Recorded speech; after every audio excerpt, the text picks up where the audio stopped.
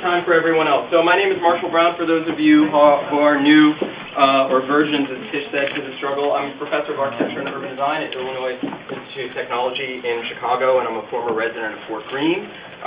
In 2004, I began, along with council member James, this idea of the Yards Development Workshop. We did the first workshop in, I think, February, March 2004, and eventually it grew into this thing that you've heard about called the Unity Plan for the Atlantic Yards.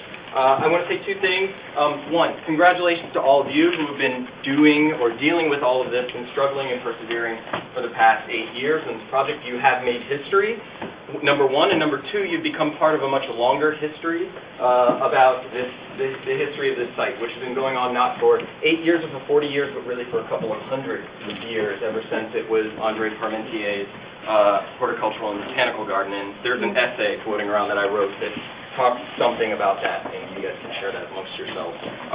Number two, I'm going to say something that's going to sound especially contrarian tonight, but I've been saying for 8 years. Dan knows what it is. It's not about the arena, right? Amen. It's not about the arena. It is about the future of your neighborhood, and really coming up with a vision for them, coming up with strategies for how to get site control, coming up with an approach to the politics, and it's about land stewardship. It's about all those things, but it is not about that arena.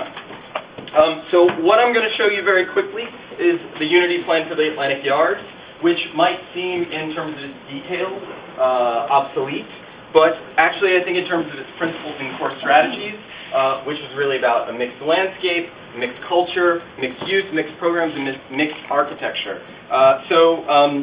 Rather than explain it to you, since this is a year for movies about the Atlantic Yards, we've made a movie ourselves. This is 3.5 minutes.